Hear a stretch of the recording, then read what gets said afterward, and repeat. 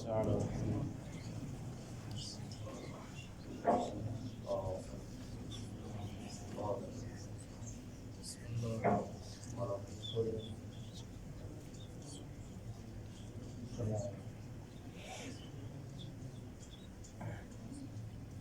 حول ولا قوة إلا بالله العلي العظيم. أعوذ بالله من الشيطان الرجيم. بسم الله الرحمن الرحيم. الحمد لله الذي هدانا لهذا وما كنا لنهتدي لولا أن هدانا الله. لقد جاء رسل ربنا بالحق سيدنا ومولانا ومولى الثقلين جد الحسن والحسين بالزهراء وابي القاسم المصطفى محمد.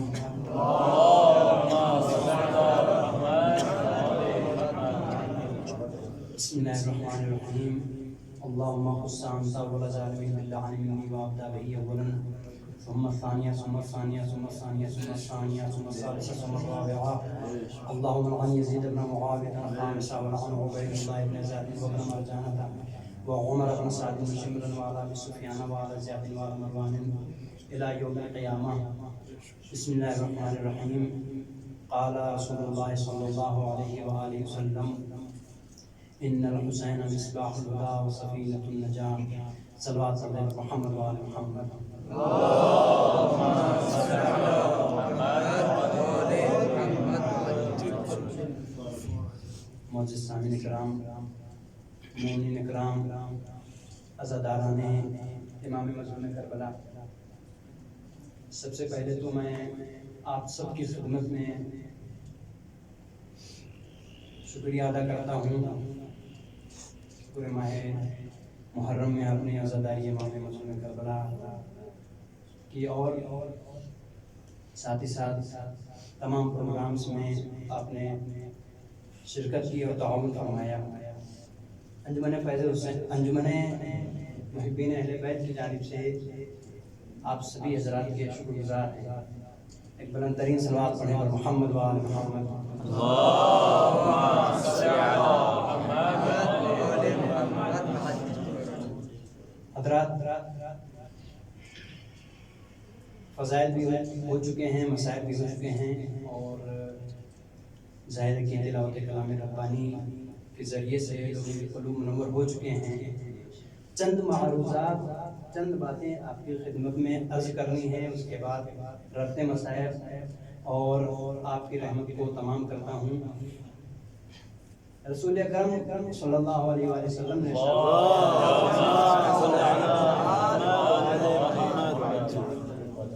ان الحسین مصباح الہدی و سفینۃ النجاة. سبحان اللہ. حسین علیہ السلام کشتی نجات ہیں اور ہدایت کے چراغ ہیں. سب سے پہلے تو یہ کہ الحمدللہ خدا کا لاکھ لاکھ شکر ہے، امام مظلوم کربلا کا لاکھ لاکھ شکر ہے کہ ہم لوگ یہاں پہ بیٹھ کے اجتماعی طور پہ مجلس امام حسین علیہ السلام کر رہے ہیں. لیکن بہت سارے ایسے گھرانے ہیں کہ جس کے اندر آپ دیکھ سکتے ہیں کہ لوگ تنہا عبادت کر رہے ہیں اور عزاداری کر رہے ہیں. ان کو حکومتی طور پہ اجازت نہیں ہے کہ وہ اجتماعی پروگرام کریں. تو خدا کا شکر ہے کہ ہم لوگ کر سکتے ہیں. لیکن میں ان تمام لوگوں سے کہنا چاہتا ہوں کہ جو لوگ اپنے گھروں میں بیٹھ کے یکو تنہا عبادت کر رہے ہیں اور عزاداری کر رہے ہیں، ہم ان سے یہ کہنا چاہتے ہیں کہ کبھی گھبرانا نہیں اس بات پہ کہ میں اکیلا ہوں، اور کبھی یہ نہ دیکھنا کہ کہاں پہ تعداد زیادہ ہے اور کہاں پہ تعداد کم ہے. اس لیے کہ عزاداری امام حسین علیہ السلام ہے یہ، اور اس میں امام حسین علیہ السلام تعداد نہیں دیکھتے ہیں بلکہ استعداد دیکھتے ہیں. تعداد امام حسین علیہ السلام نہیں دیکھتے ہیں بلکہ استعداد دیکھتے ہیں. صلاحیت کتنی ہے آپ کے اندر، روحانیت کتنی ہے، آپ کس کے لیے عمل انجام دے رہے ہیں، امام حسین علیہ السلام یہ دیکھتے ہیں. اس لیے کہ کربلا کے میدان میں آپ دیکھیں تو امام حسین علیہ السلام کے موقع بہت مختصر سے لوگ تھے، لیکن آپ دیکھیں زنگے کی طرف لاکھوں کا لشکر تھا. امام حسین کی جانب سے صرف 72 افراد تھے، لیکن امام حسین علیہ السلام کبھی گھبرائے نہیں، اس لیے کہ اللہ کے اوپر بھروسہ تھا. روحانی طاقت امام حسین علیہ السلام کے پاس تھی، اس لیے کہ ایک طرف سے یزیدیت کہہ رہی تھی کہ بتاؤ حسین کیا کرو گے، اس لیے کہ میرے پاس لاکھوں کی تعداد ہے، میرے پاس لاکھوں کی تعداد ہے. اور یزیدیت کو ناز تھا اپنے ہتھیار کے اوپر. کبھی کہتا ہے حسین بتاؤ کیا کرو گے، اس لیے کہ میرے پاس نیزہ ہے. امام حسین علیہ السلام نے یہ نہیں کہا کہ ہمارے پاس بھی نیزہ ہے، بلکہ امام حسین علیہ السلام نے یزیدیوں کے پاس جتنے نیزے تھے تمام نیزوں کا صرف ایک جواب دیا کہ اگر تمہارے پاس نیزہ ہے، نیزہ پالا ہے، تو میں نے بھی علی اکبر کو پالا ہے، میں نے بھی علی اکبر کو پالا ہے. ادھر سے آواز آتی ہے کہ میرے پاس تلوار ہے.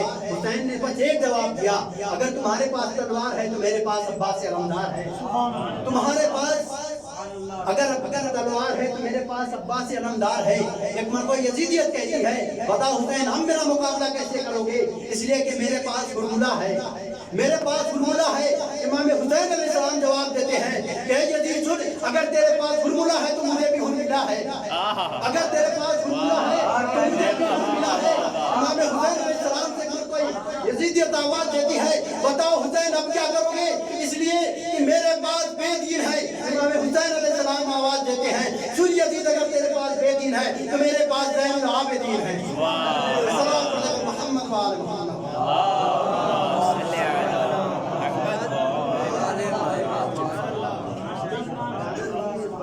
کہ ہمارے پاس تعداد کم ہے، اس لیے کہ امام حسین علیہ السلام تعداد سے نہیں ڈرتے ہیں، اور اگر تعداد کو بڑھانا ہوتا تو زبردستی ہوتی اسلام میں، لوگوں کو مسلمان کرو، لوگوں کو شیعہ بناؤ، مومن بناؤ.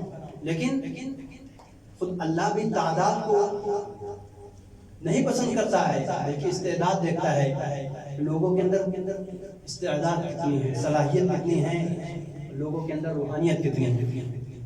امام حسین علیہ السلام کے لیے ایک جملہ فرمایا کہ بے شک امام حسین علیہ السلام کشتی نجات ہیں اور ہدایت کے چراغ. اب غور کیجئے کہ چراغ کہتے کسے؟ چراغ وہ ہوتا ہے کہ اگر آشتیان کے چوراہے کو اوپر سے جلا کے رکھ دیا جائے تو چند سیکنڈ کے اندر وہ بجھ جائے گا. یا رسول اللہ آپ نے اتنی معمولی شے سے کیوں تشبیہ دی؟ تو شاید رسول اللہ آواز دیں کہ تجھے نہیں پتا ہے یہ چراغ وہ چراغ نہیں ہے جو چراغ تو سمجھ رہا ہے. جس چراغ کو تو دیکھتا ہے یہ مصنوعی چراغ ہے، لیکن جو ہم نے چراغ بتائے ہیں وہ روحانی چراغ بتائے ہیں. امام حسین علیہ السلام ہدایت کے چراغ ہیں، روحانی چراغ ہیں، اور یہ وہ چراغ ہے کہ اللہ جب تک چاہتا ہے باقی رکھتا ہے، اور ایک چراغ کے بعد جب دوسرے چراغ کو جلانا ہوتا ہے اسی ایک چراغ سے دوسرے چراغ کو جلا دیتے ہیں. اور اسی طریقے سے 12 چراغ ایسے امام حسین علیہ السلام نے بتا دیا، رسول اللہ نے بتا دیے ہیں کہ قیامت آ جائے گی لیکن چراغ بجھنے والے نہیں ہیں. صلوات کر لیں محمد و آل محمد.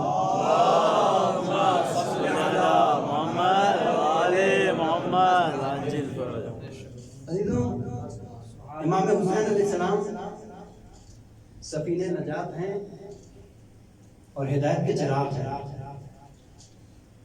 امام جعفر صادق علیہ السلام ارشاد فرماتے ہیں صلی علی محمد و آل محمد نحن سفن النجات والسفینۃ الحسین اسرع و اوسع. ہم سب کے سب 12 کے 12 14 کے 14 ہم سب کے سب سفینہ نجات ہیں، لیکن امام حسین علیہ السلام کی جو کشتی ہے وہ سب سے زیادہ تیز چلنے والی ہے اور سب سے زیادہ وسعت والی ہے، سب سے زیادہ وسعت والی ہے. ہمارے یہاں کوئی بغیر دلیل کے نہیں ہوتی ہے. آج شب عاشورہ ہے، لہذا ایک جملہ ضرور کہوں گا، امام حسین علیہ السلام کی کشتی سب سے زیادہ تیز ہے. اس کی دلیل یہ ہے کہ جہنم میں کھڑا ہوا ایک شخص جسے حر کے نام سے یاد کیا جاتا ہے، ایک شخص میں پکڑ کے امام حسین علیہ السلام جنت کی جانب چلا آیا، اور وسیع ترین کشتی ہے یہ. آپ تاریخ میں آپ نے پڑھا ہے کہ تاریخ میں 2 کشتیاں بہت مشہور ہیں. ایک جناب نوح علیہ السلام کی کشتی ہے، امام حسین علیہ السلام کی کشتی. جناب نوح علیہ السلام کی وہ کشتی ہے اس میں آپ تاریخ داں ہیں، آپ سب جاننے والے ہیں. تاریخ میں ہم نے پڑھا کہ 72 افراد تھے جو کشتی جناب نوح کے اوپر سوار ہوئے. امام حسین علیہ السلام کی بھی کشتی وہ ہے کہ جس کے اوپر 72 افراد آگے بیٹھے اور شریک ہوئے. عزیزوں، جناب نوح علیہ السلام کی کشتی وہ تھی کہ جس میں 72 افراد بیٹھے. امام حسین علیہ السلام کی بھی کشتی وہ ہے جس میں 72 افراد بیٹھے، لیکن دونوں میں فرق ہے.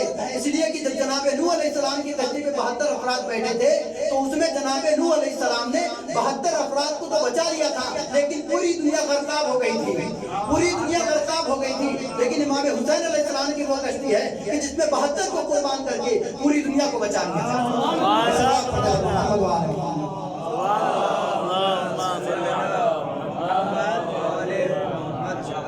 امام حسین علیہ السلام ہیں اور ان کے ایام چل رہے ہیں.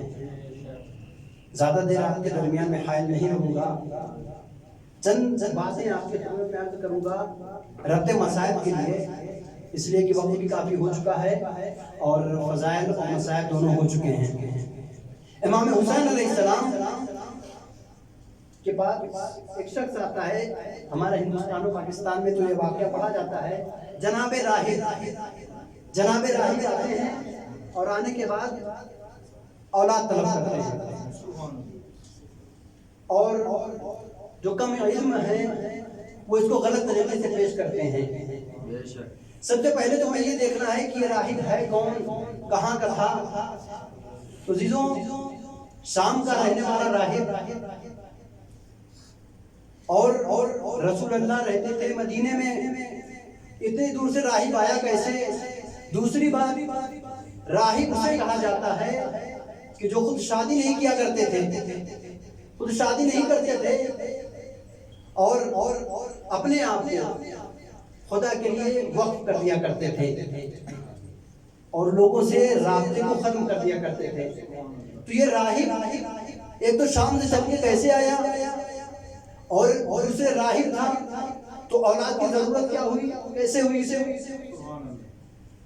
تو تاریخ پڑھیں اور یقیناً آپ نے پڑھا ہے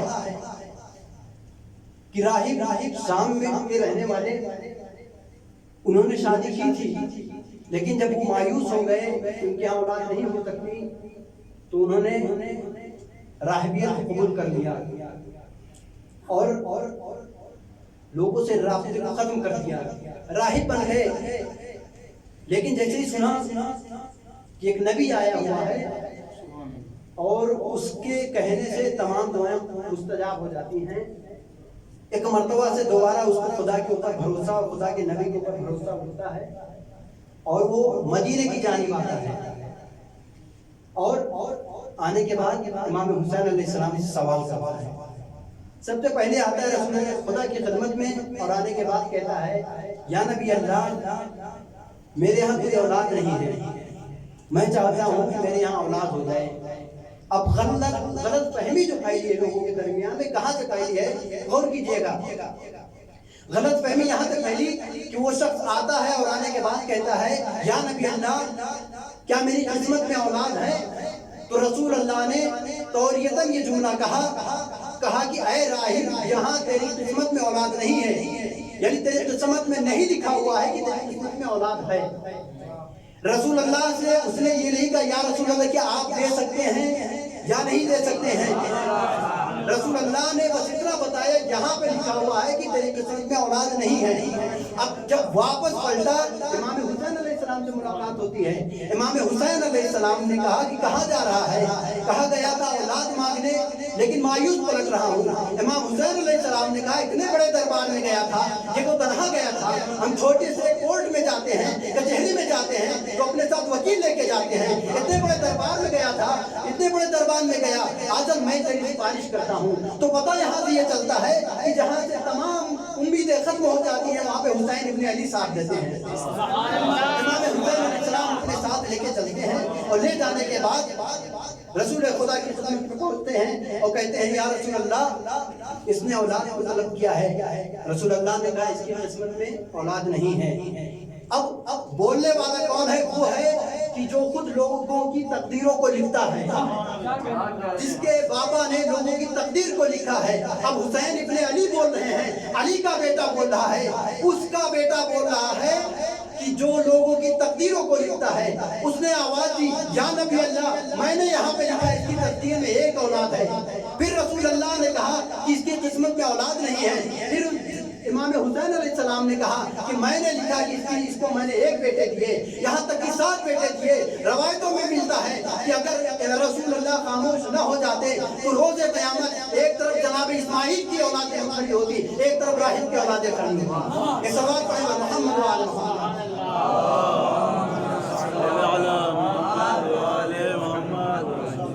امام حسین علیہ السلام نے اولادیں عطا فرمائی ہیں.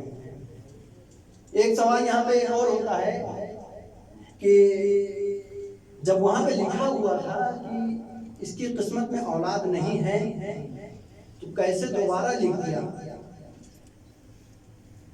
آپ سبھی حضرات پڑھے لکھے لوگ ہیں، لہذا بغیر کسی تشریح و تصریح کے میں گزر جاؤں گا بات کو کہہ کے، اور قرآن آپ سب نے پڑھا ہے اور پڑھتے رہتے ہیں.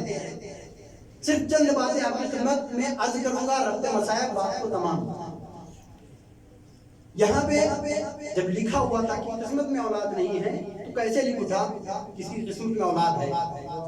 تو آپ سب جانتے ہیں کہ بدا کا واقع ہونا اسلام اور شریعت میں ایک شرعی حیثیت رکھتا ہے، اور بدا قرآن میں واقع ہوا ہے. آپ پوچھیں گے وہ کیسے؟ جناب موسیٰ علیہ السلام نے اپنی قوم سے وعدہ کیا کہ میں جا رہا ہوں 30 دنوں کے لیے، لہذا تم سب کے سب صبر کرنا، خدا کی عبادت کرنا. لیکن قرآن نے کیا کہا؟ وَأَتْمَمْنَاهَا 40 لَيْلَةً، اور ہم نے اس کو 40 راتوں میں تمام کیا. آپ غور کیجئے کہ وہ موسیٰ کہ جو اللہ کا نمائندہ ہے، جھوٹ بول نہیں سکتا ہے، اس نے کہا یا اپنے لوگوں سے کہا کہ میں 30 دنوں کے لیے جا رہا ہوں، لیکن پلٹ کے کتنے دن بعد آئے؟ 40 دن کے بعد. نبی وہ ہوتا ہے جو جھوٹ نہیں بولتا ہے. لیکن جب جناب موسیٰ علیہ السلام کو حضور پہ پہنچے تو وہاں پہ پہنچنے کے بعد بدا واقع ہوا، اور وہاں پہ اللہ نے انہیں روکا. اب بہت ساری دلائل اور بہت ساری روایتیں ہیں. لوگ پوچھتے ہیں کہ اللہ نے کیوں روکا تھا انہیں؟ تو امام جعفر صادق علیہ السلام نے ارشاد فرمایا،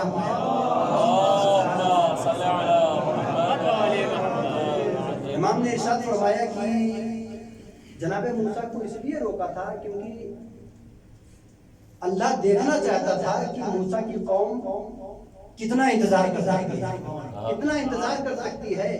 عزیزو ایک قوم ہم بھی ہیں جو کسی کا انتظار کر رہے ہیں، ہم بھی کسی کا انتظار کر رہے ہیں، اور یقیناً بنی اسرائیل سے ہم بہت زیادہ افضل ہیں. اس لیے کسی دن 10 دن کا موقع ملا تھا اور انہوں نے گوشالے کی پرستش کرنا شروع کر دی. لیکن الحمدللہ آج ہم 1400 سال ہو گئے ہیں، لیکن امام زمانہ علیہ السلام کا آج بھی انتظار کر رہے ہیں، اور انشاءاللہ یقین ہے کہ وہ تشریف لائیں. صلوات پڑھے گا محمد و آل محمد.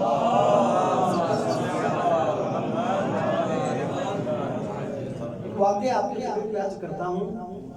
واقعہ کچھ یوں ہے کہ جناب موسیٰ علیہ السلام کا زمانہ ہے، اور ایک شخص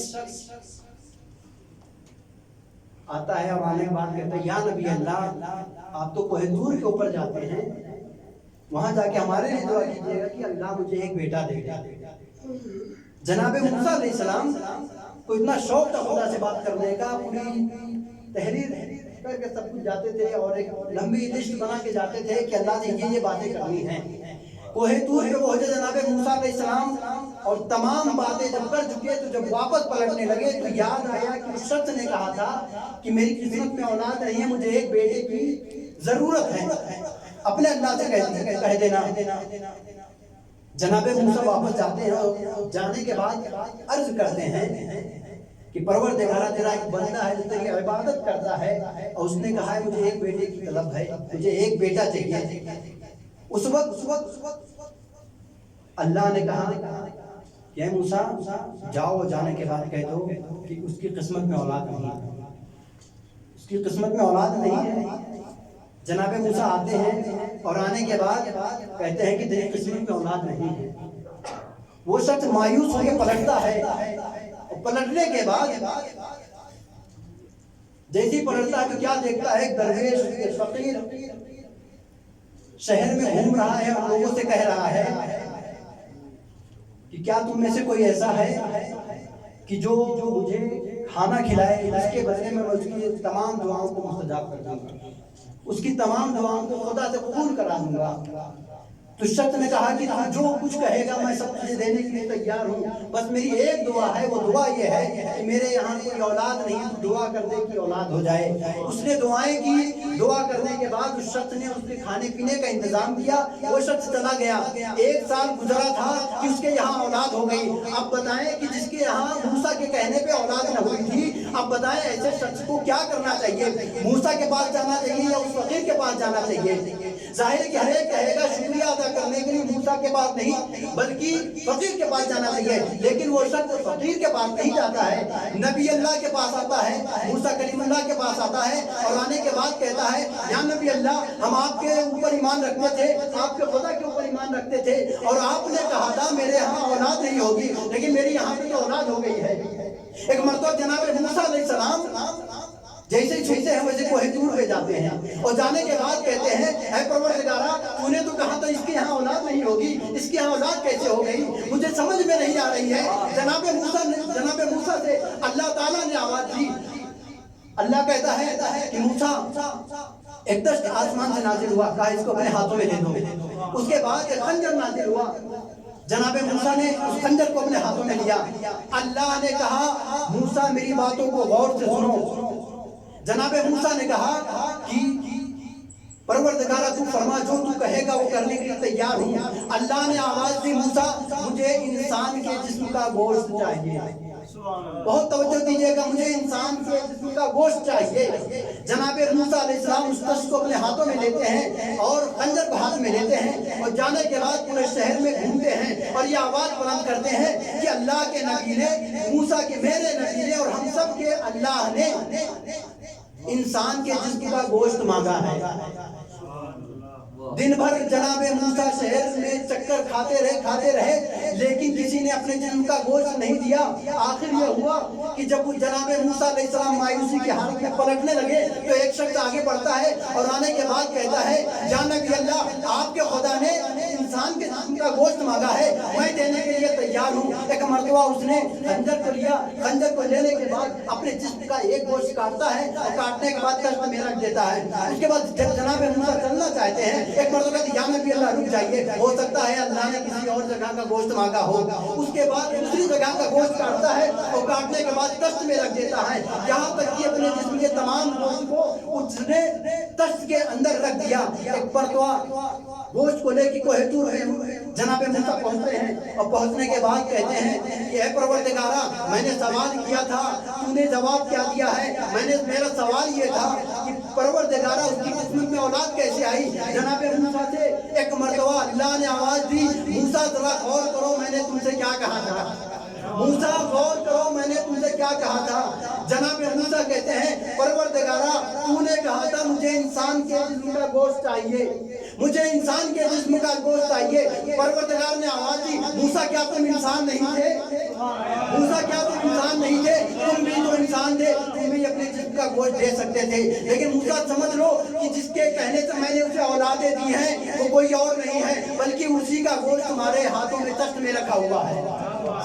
اس واقعے سے یہ پتہ چلتا ہے کہ اگر کوئی انسان خدا کی راہ میں اپنے جسم کے گوشت کو دے دیتا ہے تو اللہ اس کے تمام گناہوں کو معاف کر دیتا ہے۔ تو ذرا غور کیجئے کہ جس نے کربلا کے میدان میں اپنے 72 اٹھا دیے ہوں، اللہ اکبر، جس نے کربلا کے میدان میں اپنے 72 اٹھا دیے ہوں، تو کیسے ہو سکتا ہے کہ خدا اس کے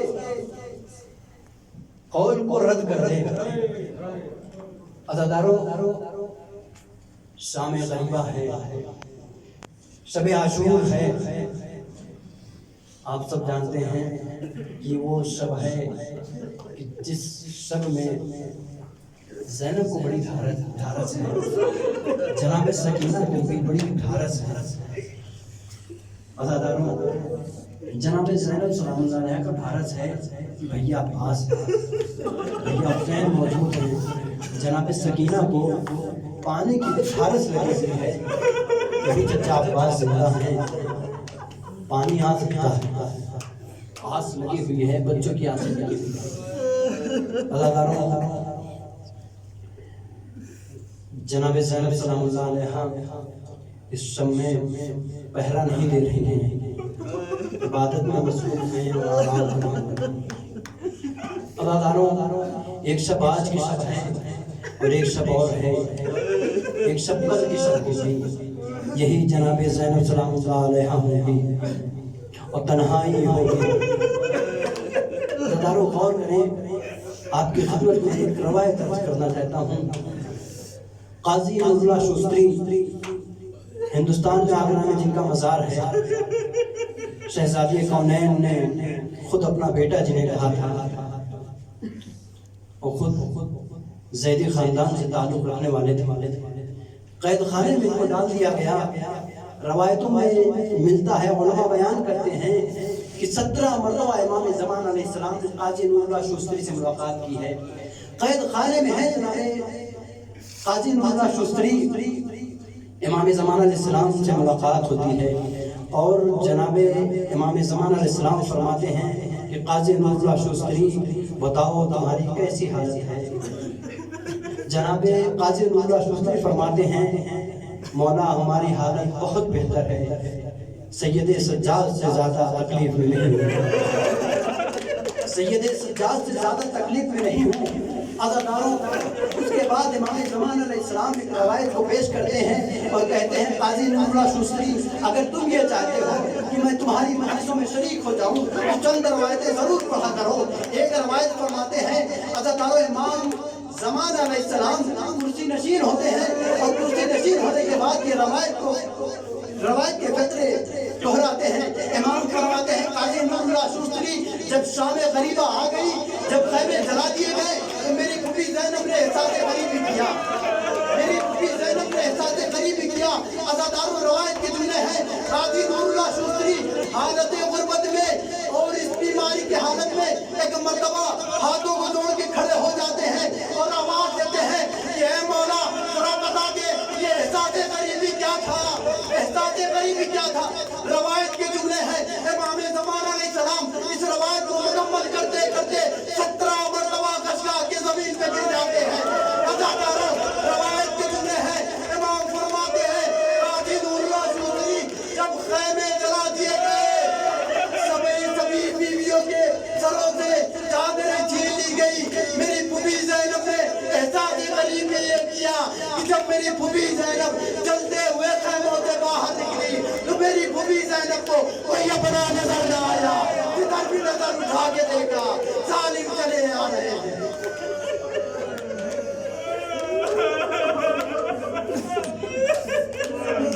अजरुकुम अल्लाह। अज़ादारों, आप रो ले इसलिए कि कल फातिमा का घर मैं कहूँगा, है शहजादी, हमारी इबादत और हमारी अज़ादारियों को कबूल फरमाइएगा। कल आपका ही घर नहीं उजड़ेगा बल्कि हमारे घर भी उजड़ जाएंगे, इसलिए कि आप हमारे दरमियान रहेंगे। शबे आशूर है, शबे आशूर में इमाम हुसैन अलैहिस्सलाम ने सबको 3 हिस्सों में तक़सीम किया। इबादत में मशगूल हैं, इबादत के बाद जंग को किस तरह तश्कील देना है इसमें मशगूल हैं, अपने इज़्ज़ा और क़ुरबा से मुलाकात में मशगूल हैं। अज़ादारों, रवायत के बंदे हैं कि आज की शब जनाब ज़ैनब सलामुल्लाह अलैहा खैमे के अंदर बैठी हुई है, खैमे के अंदर से बाहर कुछ नहीं दिख रहा है, बस आवाज़ें सुनाई दे रही है, कोई आवाज़ आ रही है। रवायत कहती है कि जनाब ज़ैनब सलामुल्लाह अलैहा के कानों में आवाज़ आई, नारे तकबीर की आवाज़। जनाब फिज़ा सलामुल्लाह अलैहा को भेजा और जाने के बाद कहा, अम्मा फिज़ा ज़रा पता करके ये देखिए कौन आया है, क्या मेरे भाई के कोई चाहने वाला आ गया है। जनाब फिज़ा जाती हैं और जाने के बाद कहती हैं कि शहजादी, आपके भाई का कोई चाहने वाला नहीं आया है बल्कि ये तो सिनान की अनस आया है। अज़ादारों, जनाब ज़ैनब परेशान होती चली जाती है। उसके बाद एक मरतबा फिर तकबीर से आवाज़ बुलंद होती है। एक मरतबा जनाब फिज़ा जाती है और मालूम करके आती है, पता ये चला कि ये तो शिम्र मलऊन आया है। अज़ादारों, सबके नाम पे जनाब ज़ैनब खामोश थी, लेकिन जैसे शिम्र का नाम सुना वैसे ही बचका के जाती है, इसलिए कि जनाब ज़ैनब आलिमा गैर मुअल्लिमा है और अपनी अम्मा باتیں سنا تھا کہ شبر ملعون کن خنجر لے کے میں حسین کا گلا چاہتے ہیں۔ سبحان اللہ۔ امام حسین علیہ السلام خیمے کو چاروں طرف سے اپنے چاہنے والوں کے ذریعے سے گھیرے ہوئے ہیں، کہیں ایسا نہ ہو کوئی نہیں چلا ہے۔ روایت میں ملتا ہے کہ جناب علی اکبر علیہ السلام اور مولا عباس بیمار امام جناب سید سجاد کے خیمے میں جاتے ہیں اور جانے کے بعد کہتے ہیں کہ اے بھیا سجاد بتائیں کہیں جنگ ہے، کہیں ایسا نہ ہو کہ ہم دوسرے کاموں میں مصروف رہ جائیں اور آقا حسین تخلیق ہو جائیں۔ امام سجاد علیہ السلام نے جنگ کا نقشہ تیار کیا، اس کے بعد ارشاد فرمایا، مولا عباس کہتے ہیں کہ اے سجاد، اے مولا سجاد ذرا یہ بتائیں کہ آپ نے نقشہ تیار کر لیا؟ امام نے کہا ہاں۔ اس کے بعد کہتے ہیں مولا مجھے بتائیں کہ نقشہ کیا ہے؟ جناب امام سید سجاد ابھی تب کی حالت میں نہیں ہے۔ امام سجاد فرماتے ہیں دیکھو صبح ہوتے ہی جیسے جنگ شروع ہوگی ویسے اے اکبر تم میمنہ میں چلے جانا، اے عباس تم میسرہ میں چلے جانا، میں قلب لشکر پہ رہوں گا۔ عزاداروں قلب لشکر جانتے کسے دیا جاتا ہے؟ قلب لشکر اس کو دیا جاتا ہے جو سب سے زیادہ شجاع ہوتا ہے۔ ہائے میرا مظلوم امام، کل کربلا کا میدان ہوگا، میرا امام اس کی حالت میں پڑا ہوگا اور امام نہیں ہوگا۔ عزاداروں یہ آواز جناب اونا محمد نے سنی۔ روایت بتاتی ہے جناب اونا محمد نے جیسے یہ آواز سنی ویسے آواز دی کہ اے بھیا یہ جنگ کی تیاریاں کر رہے ہیں، انہیں جنگ میں اور میدان میں جانے کی کیا ضرورت ہے؟ جب تک ہم علی کے بیٹے موجود ہیں تو ہمیں کیا ضرورت ہے جانے کی؟ عزاداروں امام مظلوم کربلا نے جیسے جملہ سنا، ایک مرتبہ امام مظلوم کربلا نے گلے سے لگا دیا اور آواز دی ہے میرے بھانجو تم ایسی باتیں نہ کرو، ابھی تمہارا ماموں زندہ ہے، ابھی حسین زندہ ہے۔ عزاداروں یہ وہی شب ہے کہ جس شب میں مولا جناب علی اکبر جناب قاسم کے خیمے کے قریب آپس میں باتیں کر رہے ہیں، وہ کہہ رہے ہیں، مولا عباس بھی ہیں، جناب علی اکبر علیہ السلام کہہ رہے ہیں کہ اے مولا عباس کل جنگ کرنے کے لیے میں جاؤں گا۔ جناب علی اکبر سے کہتے ہیں کہ اے اکبر نہیں، کل جنگ کرنے میں جاؤں گا۔ جناب علی اکبر علیہ السلام نے غربت کا جملہ کہا کہ اے چچا عباس اگر آپ جائیں گے تو میرے بابا کی کمر ٹوٹ جائے گی۔ مولا عباس نے کہا کہ اے بیٹا اکبر اگر تم جاؤ گے تو میرے بھیا میرے آقا کی آنکھوں کی روشنی چلی جائے گی۔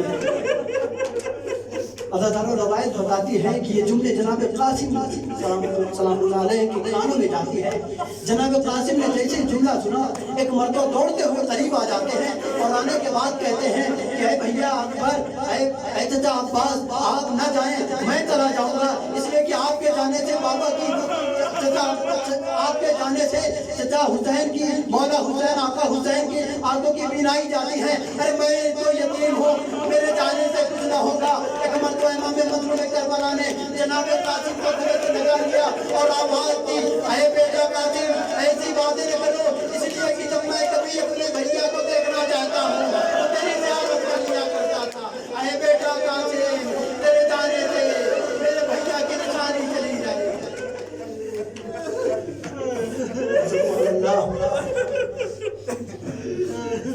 جناب ہلال بن نافع روایت میں ملتا ہے ٹیلے کے اوپر بیٹھے ہوئے ہیں، بیٹھنے کے بعد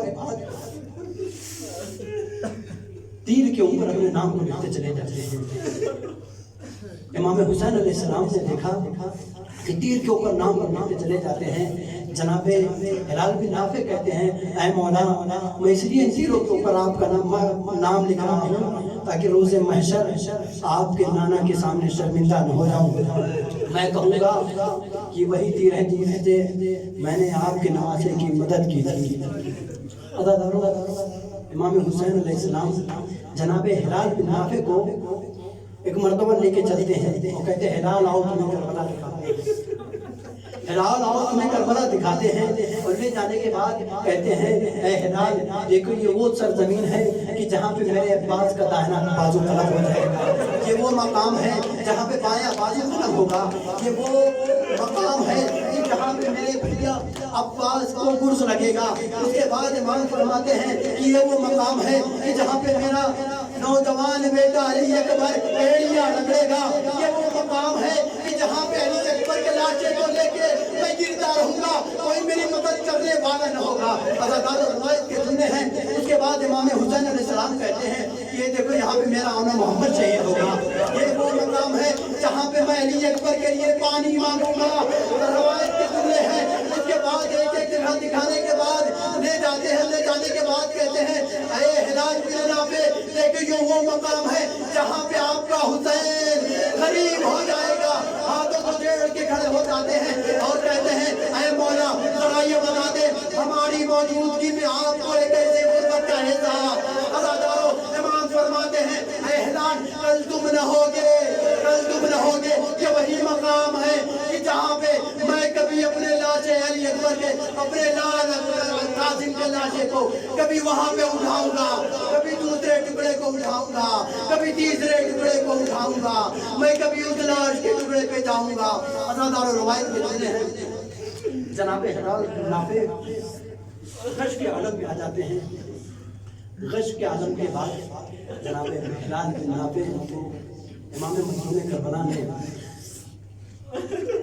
بیدار کیا، بیدار کرنے کے بعد کہا کہ ہلال دیکھو تم سب کے سب، اور اپنے تمام صحابہ کو بلایا، بلانے کے بعد آواز دی دیکھو تم سب کے سب واپس پلٹ جاؤ، تم سب کے سب واپس پلٹ جاؤ، تمہاری جنت کی ذمہ داری میں لیتا ہوں۔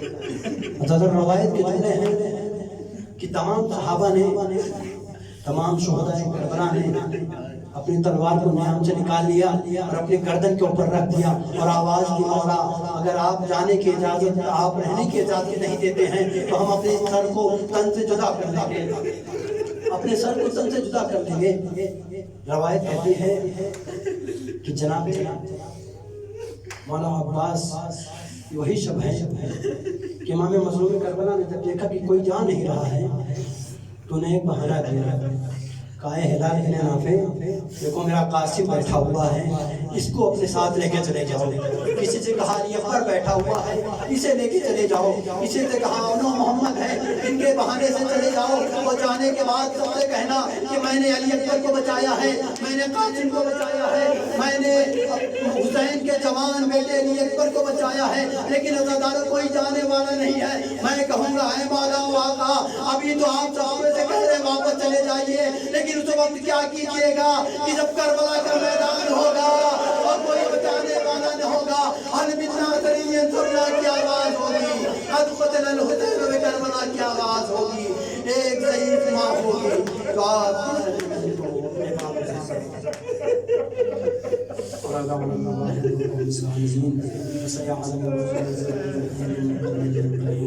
ماتم حسین